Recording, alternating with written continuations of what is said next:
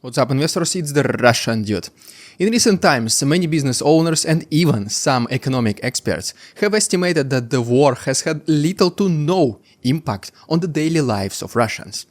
They show examples of overcrowded restaurants filled with people, increasing personal incomes, and an economy that seems to be thriving against all odds. These observations are often accompanied by references to the failed predictions from 2022, which forecasted an inevitable collapse of the Russian economy due to sanctions and other external pressures. The proponents of this viewpoint suggest that President Vladimir Putin has orchestrated a new economic miracle, defying expectations and leading Russia into a period of unprecedented growth. But is it really so? Can we really trust the data from the government officials of a country that puts so much effort into showing the rest of the world that they are doing well, while in reality things might be on the brink of collapse? At the same time, recently, 2025 Russian federal budget was unveiled along with its staggering allocation towards the ongoing war effort.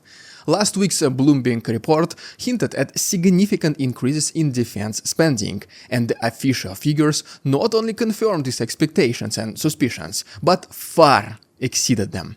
Today, let's talk about the fascinating paradox of the Russian economy, its rising military expenditures, the hidden costs that inflate them even further, and figure out whether this strategy is sustainable or not. And you will see that Putin, who does not see much future of Russia beyond his lifespan, might not be that miraculous after all. And yes, I know, numbers, finances, economics is usually rather boring, but the findings and conclusions that are made in today's video are rather spectacular and unexpected. You'll see soon it for yourself. Let's begin by examining the widespread perception of economic prosperity in Russia. Numerous indicators, mainly presented to us by Russian authorities themselves. They suggest that the economy is not only stable but flourishing. Consumer spending appears strong, with retail sectors reporting strong sales figures. Restaurants and entertainment venues are filled, reflecting a population that feels confident in their financial stability. Unemployment rates are reportedly low, and wages in certain sectors have seen noticeable increases. This environment creates a sense of optimism and fuels the belief that the economy is booming, despite the ongoing war and international sanctions. This perception is reinforced by the fact that previous dire predictions did not materialize in the way many analysts expected. In 2022, experts warned of a severe economic downturn as a result of international sanctions and the costs associated with the war. However, these predictions seem to fall apart, leading many to dismiss subsequent warnings.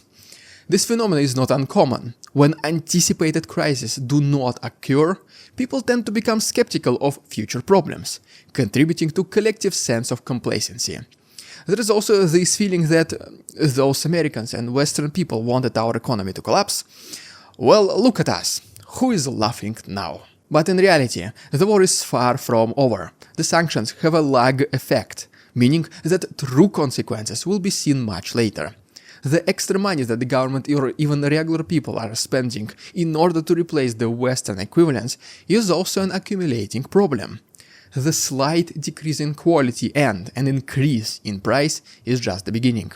Companies that picked up Western businesses that left, such as McDonald's, clothing stores, or even car brands and car parts, they try to produce the similar quality products and services, mainly because they want to make Putin happy, so that he can say that Russia successfully overcame all the sanctions and financial problems. But what happens when the very same companies realize that the raw materials are getting more and more expensive? The labor gets more expensive as well in order to compete with the military sector salaries, and that after all, there is not that much competition left. Well, exactly, according to the very basic economy 101, in this case we have a situation which closely reminds us of a monopoly, which means that these companies will have a big control over the price and quality of finished products and services. The things will get even more expensive while the quality, at best, remains the same.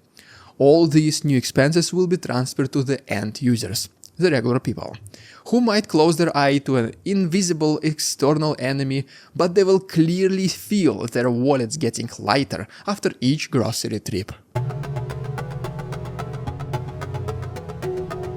To understand the underlying problems, we must consider the concept of an overheated economy. An economy is said to be overheating when it grows at an unsustainably fast rate, leading to high inflation and other economic imbalances. The Russian Central Bank has issued warnings about such overheating, pointing to signs like the rising inflation rates, escalating wages, outpacing productivity, and increasing government spending without corresponding revenue growth. A significant driver of this overheating is obviously massive government expenditure on the war effort. This alone caused a significant and potentially an irreversible damage to the economy. The military-industrial complex has expanded rapidly, with substantial funds allocated to the production of military equipment, weaponry, and the payment of soldiers, contractors, and factory workers. While this spending boosts economic activity in the very short term, it does not contribute to the productive capacity of long-term growth. The production of military equipment does not generate goods or services for civilian consumption, nor does it enhance the economy's ability to produce future wealth. Think about it yourself. If somebody produces computers, for example, these machines can be bought by regular people or businesses. And then, the very same computers can be used to run businesses for coding, financial calculations, or even content creation, which further contributes towards the economy of the country. But what about a tank or an infantry fighting vehicle? These things are purchased by the government and sent to Ukraine, for example, where sooner or later it is destroyed, and that's it. The entire value, millions of dollars, simply burns in flames. Even if the machine is still operating, it does not generate any revenue, not a single cent of it. So long story short, military expenditures are simply one-way purchases, when government flows billions of dollars from its budget into pockets of Putin's friends and generals. And sure, producing tanks does pay salaries of factory workers, and since the regime of Putin wants to make these jobs as prestigious as possible, offering salaries equivalent to IT specialists or financiers, this in return creates big wage inflation. More and more people want to work in a factory where they can make 5 times more than in their office jobs, which forces other employers to increase their salaries as well, simply to keep employees from leaving. Which also causes a big brain drain, since smart people can abandon their careers and work with their hands. And guess what? Guess what happens next? When factory salaries lose its competitiveness, they are boosted once again, forcing office jobs to do exactly the same. And it's not because a factory produces way more tanks or equipment, no. The human capabilities and work hours are limited. This race is only because to keep the military sector as attractive as possible. And just like we spoke previously, the outcome of military factories is the equipment which is either destroyed or does not produce any economic value, which basically means that huge military salaries are not justified in terms of economic growth. At the same time, paying soldiers and military contractors high wages for activities that do not produce marketable goods or services is economically the same as paying retirees. These payments increase consumption without contributing to production, leading to imbalances in the economy. The high salaries and benefits associated with military roles create artificial demand, driving up prices in various sectors such as housing, consumer goods, and services. Because whenever a person receives millions of rubles for signing a military contract, in addition to higher than average monthly salary, or whenever a family receives the same millions for a deceased soldier, this money can be, and most of the time, used to purchase housing or cars. Real estate sector sees this and increases the house prices even further, making it pretty unaffordable for regular people. This situation increases inflationary pressures and contributes to the overheating of the economy even further. This situation mirrors historical examples where economies have overheated due to artificial stimulation. One of the most recent examples is the subprime mortgage crisis in the United States during the mid-2000s. Excessive lending and speculative investment in the housing market created an economic bubble that ultimately burst, leading to a severe financial crisis. In Russia's case, war-driven spending is creating a similar artificial boost, raising concerns about the sustainability in the long term. The draft of the Russian federal budget for 2025 has been released, revealing significant under-anticipated numbers. The total budget is projected to be 41.5 trillion rubles, with a substantial 13.5 trillion rubles dedicated specifically for defense, a significant 32.5%. To put this into perspective, the government estimates that daily war expenditures in 2025 will amount to 37 billion rubles, or approximately $400 million per day.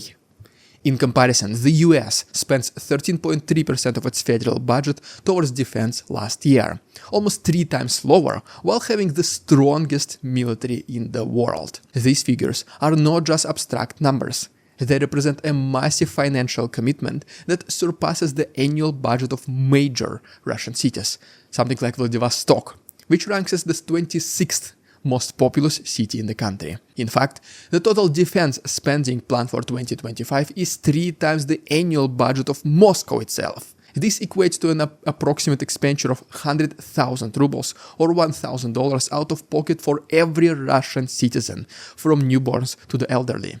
Imagine this about your own country. Will you pay $1,000 out of your own money just so your country can continue the invasive war you do not understand in a country you've never been or never even cared about? What is also particularly noteworthy is the trend these numbers reveal. The projected war spending for 2025 is 30% higher than the previous year and double that of the second year of the conflict. What will be the numbers for 2026 and 2027 then? Beyond the headline figures, there are also additional costs that are not immediately apparent in the official budget allocations. The term national defense does not include all war-related expenditures. Significant expenses are distributed across various other budget categories and regional allocations, hiding the true financial burden of the war. For example, the substantial regional payments offered to military contract records are funded by regional budgets, not the federal defense budget. Social welfare costs, such as medical care for wounded soldiers, rehabilitation expenses, and disability pensions for veterans, also fall outside the official defense spending. And the costs associated with infrastructure restoration and supporting over 100,000 refugees from war-affected areas are not included in the national defense figures as well. As a result, speaking about the real numbers, we might have almost half of Russian total budget going towards war. This is a true war economy, which can only be sustained for as long as war is going. Because once it's over, the factories will no need to produce that much military equipment anymore. People will be fired from military sectors and salaries reduced. Imagine your income being reduced from $2,000 to approximately $700. I mean, you receive almost 3 times less money while doing the work of extra 2 people who just got fired. Unemployment will skyrocket. Salaries across other sectors will follow the trend, and obviously not a single person would like a pay cut. At the same time, the prices for goods and services will be slow to react. Businesses will try to charge high prices for as long as possible, leaving once again the regular people to be the most impacted by this change. Only one question remains. What's the plan or end goal for Putin? He can't be that short-sighted with all the advisors he has around him. If some random YouTuber sees this as a huge problem for the future of Russia, what is Putin thinking? Well, exactly. Putin does not think about the future of Russia beyond his lifespan. That's why he spends like there is no tomorrow, quite literally. He is not a young man anymore, and all the rumors about him looking for an elixir of eternal youth are ridiculous. So he is trying to make the last stage of his life as eventful as possible, pouring rains of cash on the people of Russia and filling yachts with rubles and dollars for his closest friends. He wants to keep people around him as happy as possible for as long as he can, hopefully until he is no longer here. And then it will be a problem for future generations how to solve these geopolitical, economical and human problems. Putin simply does not care. And I don't think he ever did. Well, there you have it, guys. Thank you so much for watching. Please like this video and subscribe to my channel for more videos like this. If you wish to support my work, there are links down below. Thanks so much for watching. See you tomorrow. We won't succumb to their tricks, the facade they try to sell. Their twisted words and feeble claims on us all they cannot quell. We see through their lies, their feeble attempts to sway.